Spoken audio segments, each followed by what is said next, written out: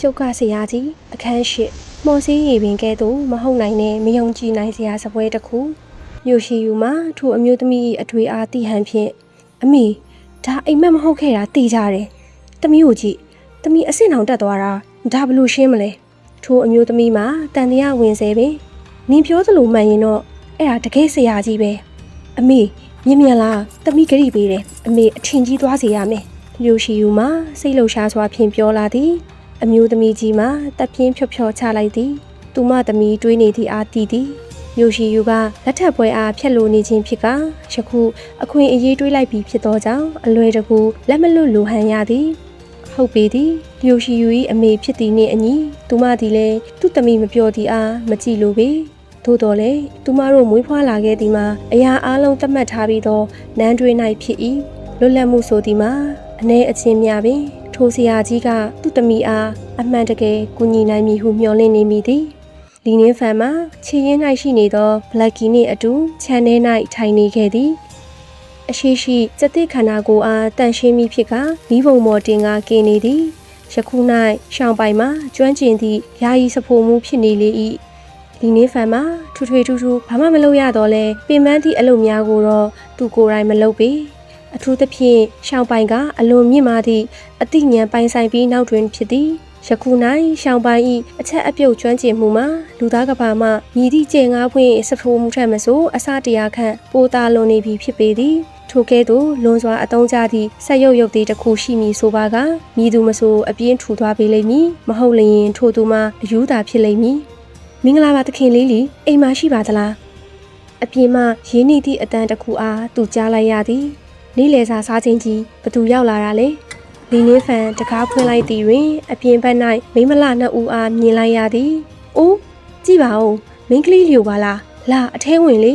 လျိုရှိယူမိတ်ဆက်ပေးလိုက်သည်တခင်လေးလီဒါကျမအမေလေး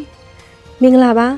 ကျမအเจ้าရှူပါကြိုတင်အเจ้าမကြားပဲနှောက်ယှက်ရတဲ့အတွက်ခွင့်လွှတ်ပေးပါเจ้าရှူကလျိုရှိယူပြောခဲ့သည့်အတိုင်းနှုတ်ဆက်လာသည်လီနင်းဖန်မှာသူမအမြင်တွင်လုံးဝတာမန်လူတစ်ယောက်ပင်လီနင်းဖန်သည်လည်းကျောင်းရှူအားအကဲခတ်သည်သူ့စိတ်ထဲအံ့အားသင့်ရ၏သူ့သမီးထိုမျှလှပနေသည်မှာအံ့ဩစရာမရှိတော့ပေသူတကားဖွင့်ပြီးပြုံးလိုက်လေသည်ခမည်းတော်နှစ်ယောက်လုံးအချိန်ကိုက်ရောက်လာတာပဲအခုဟင်းမွေးလေးအသင့်ဖြစ်ပြီးကျောင်းရှူမှာခေါင်းငိတ်ရင်အတွင်းခြံထဲသို့လိုက်ဝင်လိုက်သည်တဆက်ထဲအလုတ်အဆက်မပြတ်လုံနေသည့်ရှောင်းပိုင်အားတွေးလိုက်ရသည်တွင်မျက်လုံးတို့ပြူးကျဲသွားကအံ့အားသင့်သွားမိသည်အမေဒါသမီးပြောတဲ့ရှောင်းပိုင်လေးအယမ်းညံကောင်းတယ်ညိုရှိယူမှာရှောင်းပိုင်အားလက်ဝဲရန်ရင်မိတ်ဆက်ပေးလိုက်သည်ဟေးရှောင်းပိုင်မင်္ဂလာပါမိမလာလေးတို့ခမည်းတော်အတွက်အယမ်းအရသာရှိတဲ့ဟင်းလျာကိုပြင်ဆင်ပေးပါရစေကြိုက်သွားမယ်ဆိုတာလုံးဝသေးကြတယ်လီနင်းဖန်နားကြားမားသည်လားဟုပင်မတိမချဖြစ်သွားသည်ညီသည့်အချိန်ကလေးကရှောင်းပိုင်ရဲ့အတန်ကထိုမြလူကြီးလူကောင်းဆန်ပြီးချိုသာလွန်သွားသည်ဒီကောင်အကွက်လာခင်းနေတာလားထင်သားသလိုပင်လျိုရှိယူမှာတခိခိရေမောပြီးကျောင်းရှူသည်တော့အံ့အားသင့်သွားသည်ကျောင်းရှူမှာလျိုရှိယူထက်ဘဟုတုတကျွယ်ဝသောကြောင့်မှင်သက်နေမိသည်ဒါကဘလို့စိတ်ဝိညာဉ်အတိညာမျိုးလဲဆက်ဆံရေးအရန်ကောင်းပြီးချက်ပြုတ်တတ်တာလားအင်မော်တယ်ခုံရုံးအတွင်းမှာရှိတဲ့အဖိုးတန်ဆုံးယရနာတွေတောင်ဒါနဲ့ရှင်ရင်ဘာမှမဟုတ်တော့ဘူးရုပ်ချင်းမင်းကျောင်းရှူမှာသူမသမီးပြောသည့်ထိုဆရာကြီးနှင့်ပတ်သက်သည့်အရာအလုံးကိုယုံကြည်သွားခဲ့သည်တစ်ချိန်တည်းတွင်လည်းယခုလိုတွေ့ခင်ရသည့်အတွက်ကံကြမ္မာဆိုသည့်အပေါ်ယုံကြည်သွား၏လီနင်းဖန်နှင့်တိကျွမ်းခွင့်ရအောင်လုပ်ရန်ဆုံးဖြတ်လိုက်သည်ကျေးဇူးပြုပြီးထိုင်ပါဦးဟင်းရတော့ရနေပြီခမည်းတော်ဒီနေ့ကံကောင်းတာပဲလီနင်းဖန်ပြုံးလျက်ပြောလိုက်လေသည်ထို့နောက်တွင်သူကြက်တစ်ကင်အားကြည့်လိုက်သည်လူသားကဘာတွင်ရှိနေစဉ်ကတည်းကကြက်တစ်အသားအားမစားဘူးခဲ့ပြီယခုမတိုင်ခင်ကကြက်တစ်အားတရိတ်ဆန်ယုံတွင်သာတွေ့ခဲ့သည်ယခုနေ့တွင်တော့ရှာပပကြက်တစ်အသားကိုပင်စားရတော့မည်ဒါကအရသာရောရှိလို့လားယိုရှိယူမှာလေးနှစ်အတူဝေးပါလာသည့်လှိုင်သိမ်းနေသောရနက်လေးအားရှူရှိုက်ပြီးဝေခွဲမရစွာမေးလာသည်မင်းသမီးတစ်ပါးဖြစ်သည်နှင့်အညီမြည်သည့်အရက်မှစားစရာကိုမစိုးစားဘူးသည်သို့တော်လည်းထိုဟင်းလျာကသူမအတွက်ထူးခြားနေမလားဟုမပြောတတ်ချေရှောင်းပိုင်ကလူလေးတစ်ယောက်အလားဝင်ပြောလာသည်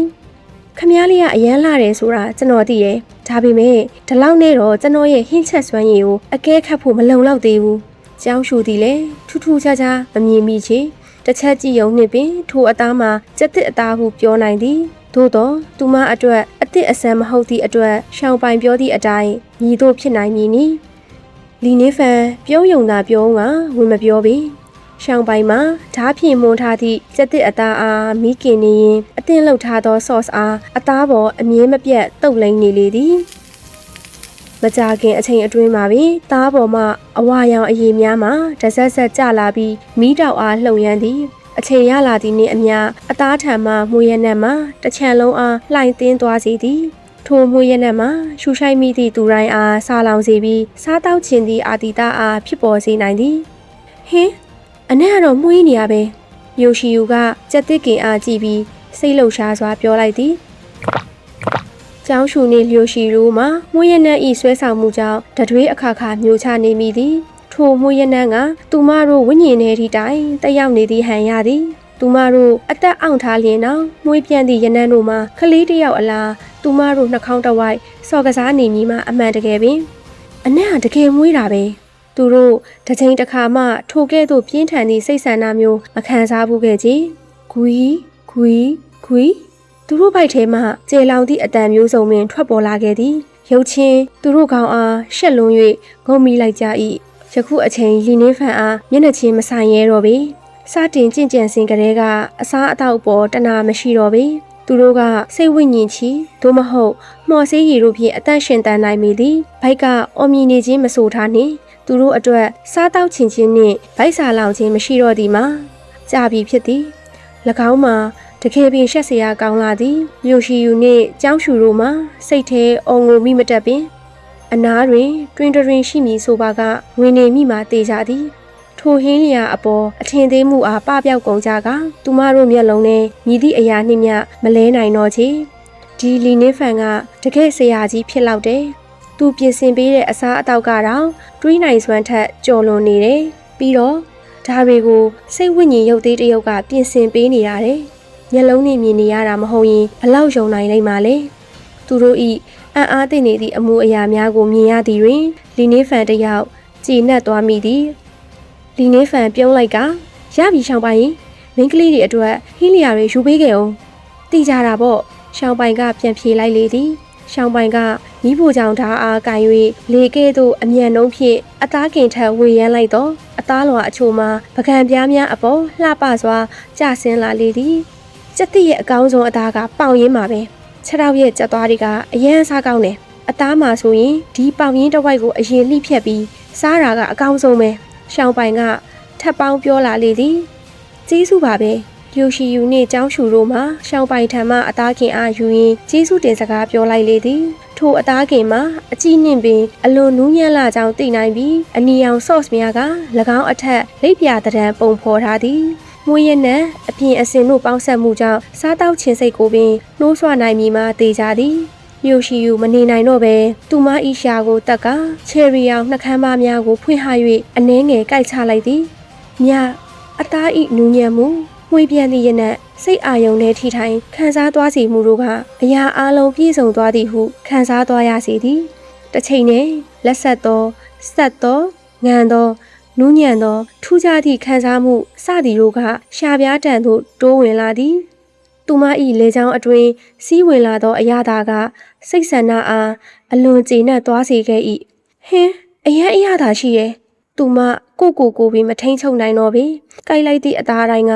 သူမအားပျော်ရွှင်မှုအားပေးစွမ်းသည်အခြားတစ်ဖက်တွင်ကျောင်းရှူမှာတိမ်မွေ့စွာစားနေခဲ့တော့လဲအသားသုံးချက်ကုန်သွားခဲ့လေပြီအမေစားတာအရက်မြန်နေတယ်နော်လျိုရှိယူအထွန်းတက်သည်ကျောင်းရှူရှက်သွားပြီးမျက်နှာလေးအနှဲငယ်หนีရဲသွားသည်သို့တော့သူမရှက်နေခြင်းမရှိကမင်းဘလို့တော့ပြောဆိုးနေရတာလဲထို့သို့ပြောပြီးသည်နှင့်နောက်ထပ်အသားတစ်ချက်မှာပါဇက်ထဲရောက်ရှိသွားပြန်သည်ယခုအချိန်သူမပုံရိပ်ကိုပင်ဂယုမဆိုင်တော့ဟန်ရ၏အမေစအောင်လေဒီအသားပြသမီးဟာ